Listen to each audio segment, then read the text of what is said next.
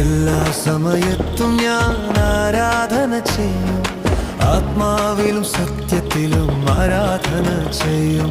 N പ്രാണപ്രിയൻ യേശുവിൻ, എന്നെ സൃഷ്ടിച്ച പിതാവായ യേശുവിൻ, എൻ പ്രാണപ്രിയൻ യേശുവിൻ, എന്നെ സൃഷ്ടിച്ച പിതാവായ യേശുവിൻ.